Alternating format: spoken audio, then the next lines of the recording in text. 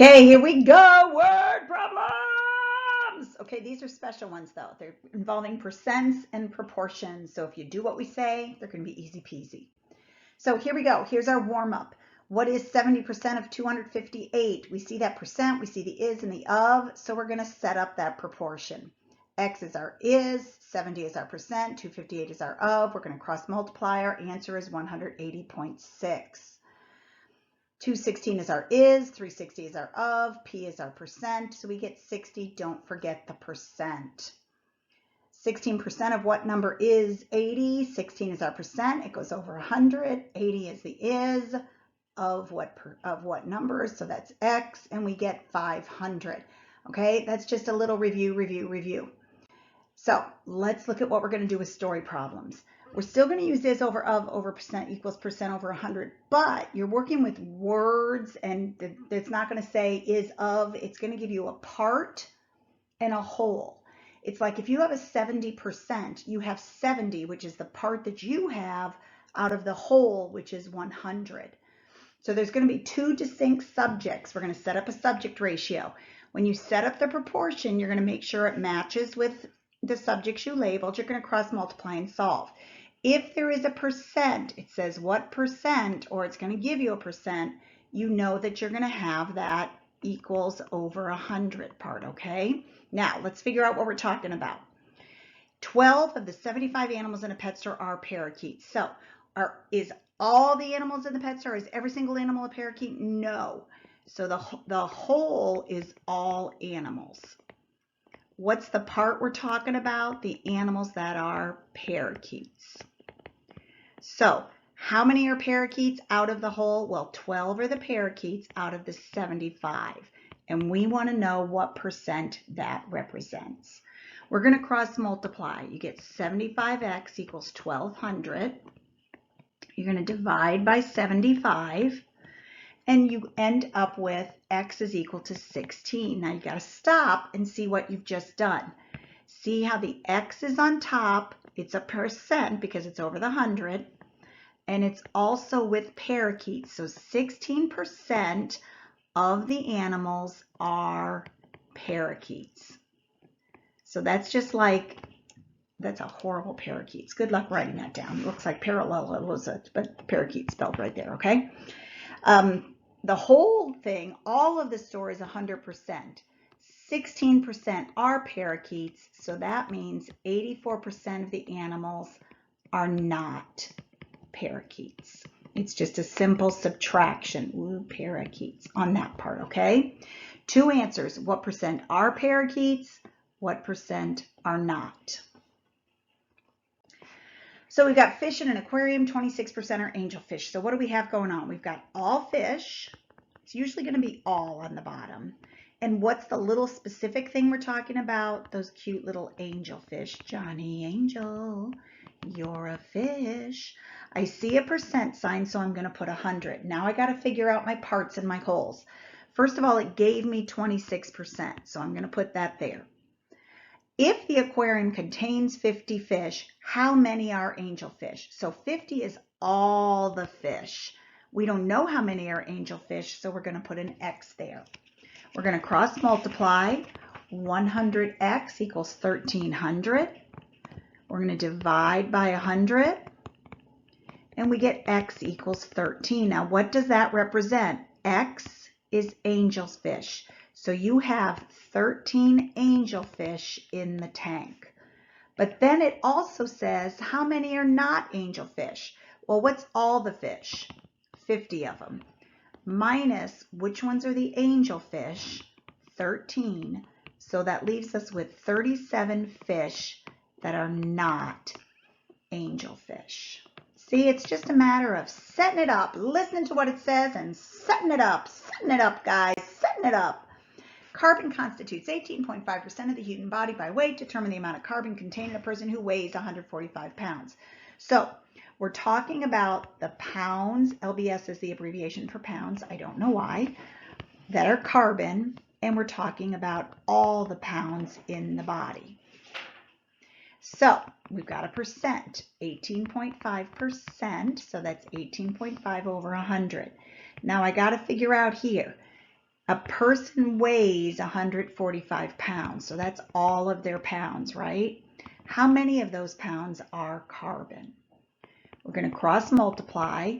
100x equals 2,682.5. Divide by 100. So x is going to equal 26.825. And what is that? Look up here. X is with pounds of carbon, so that's pounds of carbon. That's how much of your body weight is carbon. So if you're a little overweight, maybe you just have a little too much carbon. Okay?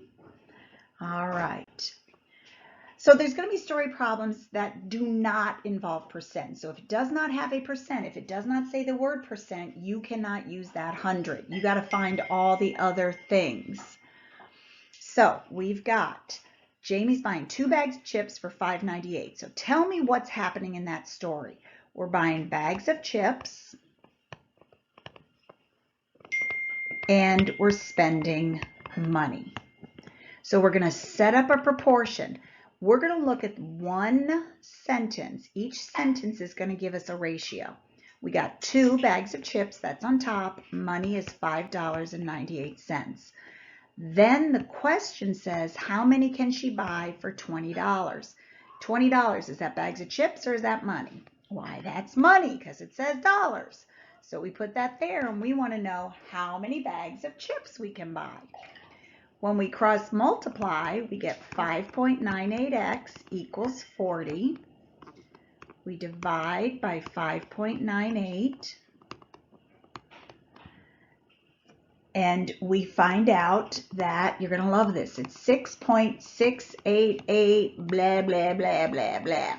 Now, I'm not going to round it. I'm not going to go to a mixed number. I'm not going to go an improper fraction because I can't buy part of a bag of chips. Have you ever gone into VP and said, I only want 6 of the chips in that bag? And they say, okay, and they open it up and they give you 6 chips. No, you got to buy a whole bag. We can't afford 7 whole bags. We can only afford 6 bags of chips.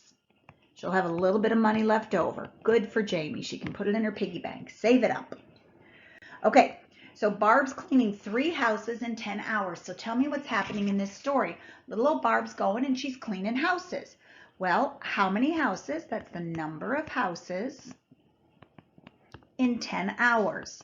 So it's the number of hours. So remember, we're going to take a sentence and we're going to get a ratio out of that.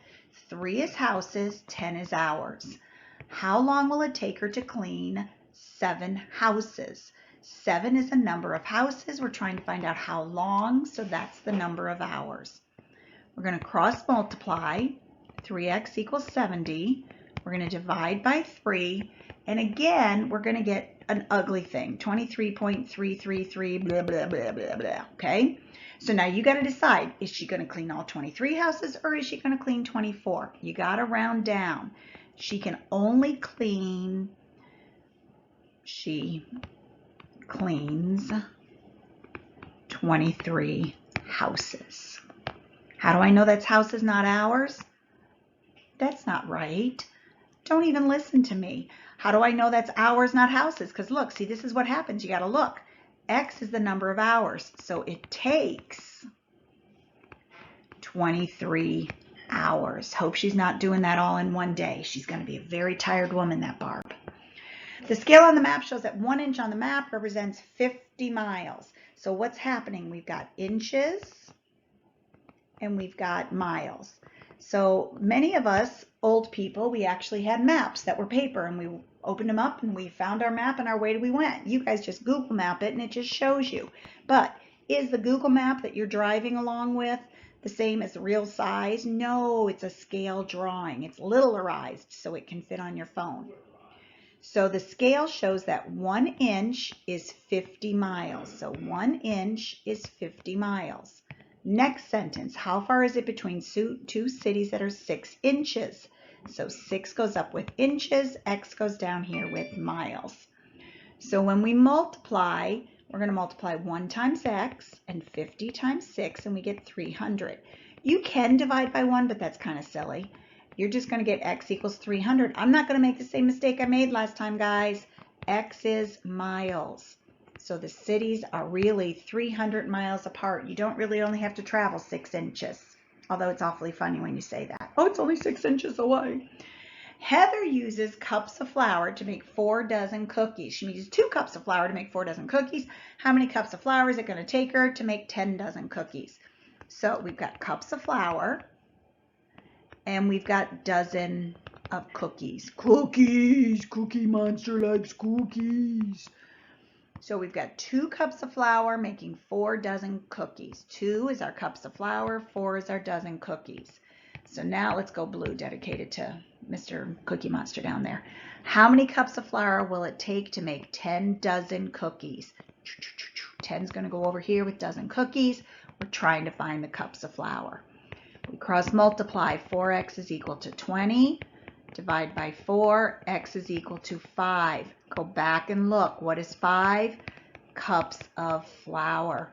So if Heather doesn't have 5 cups of flour, she can't make 10 dozen cookies, which means I don't get a cookie, and that makes me sad. I like cookies. Okay, and I like doing these story problems. So you try them now. Have fun.